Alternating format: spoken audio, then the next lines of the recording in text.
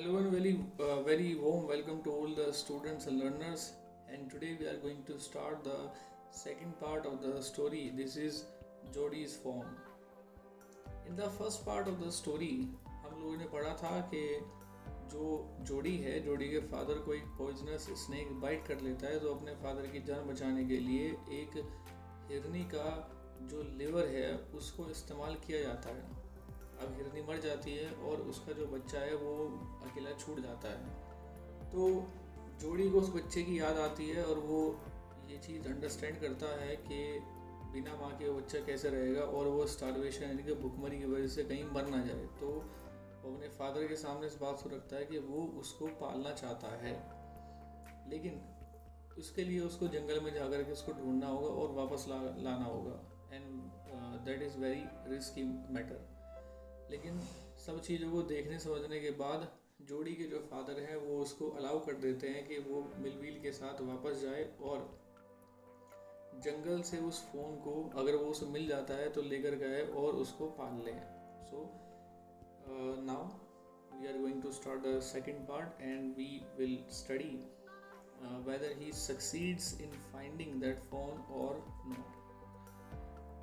Jody gave himself over to thoughts of the phone. They passed the abandoned clearing. He said, cut to the north, Millville. It was up here that Pa got bitten by a snake and killed the doe, and I saw the phone. अब क्या होता है कि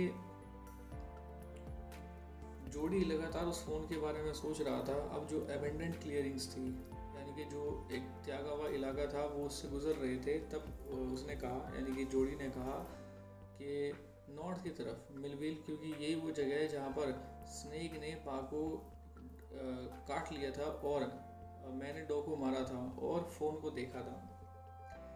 Suddenly Jody was unwilling to have Millville with him. If the phone was dead or could not be found, he could not have his disappointment seen. And if the phone was there, the meeting would be so lovely and so secret that he could not endure to share it. अचानक से जोड़ी के मन में एक ख्याल आया कि उसको मिलविल को अपने साथ में नहीं ले जाना चाहिए, क्योंकि अगर फ़ोन मर गया होगा या वो उसको ढूंढ नहीं पाया तो वो अपनी डिसअपॉइंटमेंट को उससे छुपा लेगा। लेकिन अगर फ़ोन मिल गया तो उनकी जो मीटिंग होगी वो बड़ी प्यारी होगी, बड़ी सीक्रेट होगी, जिसको वो मिलविल के साथ शेयर नहीं कर पाएगा। उसने कहा, it's not far now but the scrub is very thick for a horse, I can make it on food. अब यहाँ से चीज़ें दूर नहीं है, लेकिन जो झाड़ियाँ हैं वो बड़ी थिक हैं घोड़े के लिए एंटर करने के लिए, सो मैं यहाँ से पैदल चला जाता हूँ। But I am afraid to leave you boy, suppose you got lost got bitten by snake too. लेकिन मुझे तुम्हें यहाँ छोड़ते हुए डर लग रहा है लड़के। मान के चलो कि तुम यहाँ खो गई या तुम्हें भी सांप ने काट लिया तो I take care, it might take me a long time to find the fawn if he has wandered, leave me off right here.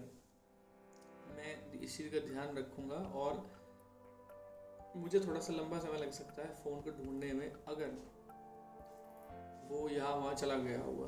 खैर अब मैटर को मेरे ऊपर छोड़ दो, मैं उसको देखूँगा। All right but you take it easy now, you know north here and east. ठीक है, लेकिन अब ध्यान रखना इस चीज़ का।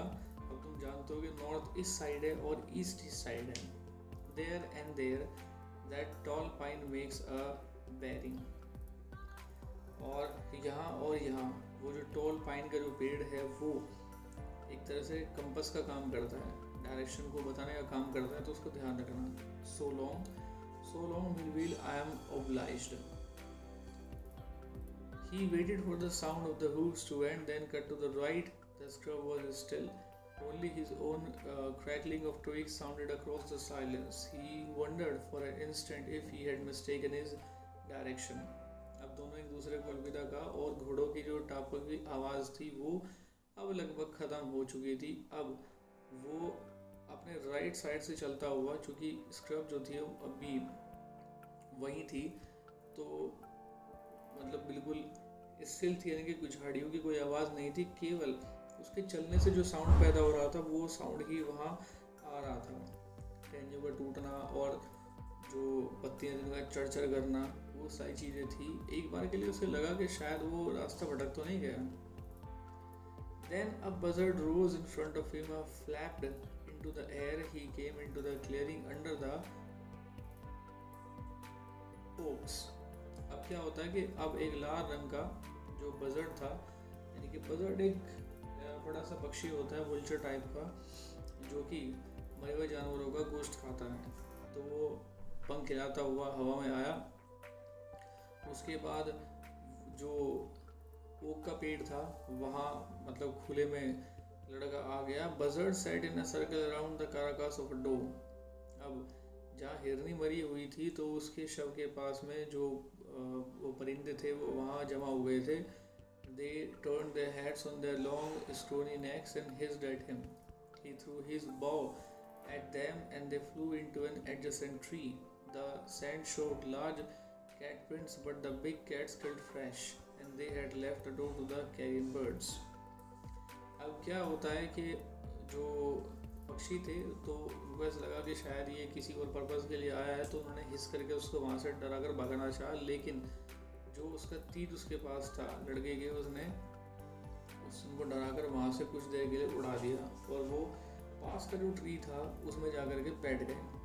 अब क्या होता है कि जो सैंड था वहाँ पर बड़े से कैट के प्रिंट्स थे, लेकिन जो बड़ी कैट्स यानी कि जो शेर वगैरह या फिर जो टाइगर वगैरह है वो केवल ताज़ा ही शिकार करते हैं, और जो पुराना शिकार है उसको वो जो कैरियन बर्ड्स यानी कि जो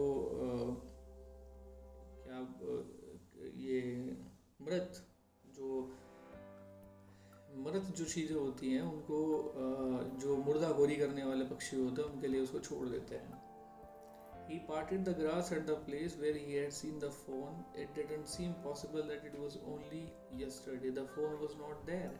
He circled the clearing, then was no sound, no sign. अब क्या होता है कि जिस जगह उसने फोन को देखा था वो उस वहाँ की घास को हटा करके देखता है, और ऐसा संभव नहीं था कि ये कल की बात है क्योंकि फोन वहाँ था नहीं। तब जो क्लियरिंग थी यानी कि जो वहाँ का आसपास का जो इलाका था जो साफ सुथरा था, उसने उसको थोड़ा सा घूम करके देखा, कोई साउंड कोई साइन नहीं था। The buzzards clacked their wings, impatient to return to their business. अब जो पक्षी थे जो वहाँ मांस खाना चाहते थे उन्होंने अपने विंग्स को फड़फड़ाना शुरू किया क्योंकि वो अपने काम पर वापस लौटना चाहते थे। He returned to the spot where the fawn had emerged and dropped on all fours, studying the sand for a small hoof prints. अब वो वापस उस जगह पर आ गया कि जहाँ पर फोन आया था और अपने चारों पैरों पर गिर गया था। अब जो रेत थी उस रेत पर जो छोटे छोटे खुरों के निशान थे उनको उसने स्टडी किया। The night's rain had washed away all tracks except those of cat and buzzards. रात की जो बरसात थी उसने जो रास्ते पर जो था उसको बिल्कुल धो दिया था, केवल कैट्स और बजर्ड के निशान उसको छोड़कर। So this was the second part of the story, and will he find the bird? Sorry, will he find the phone? We will come to know in the next part of the chapter. Till then, thank you very much.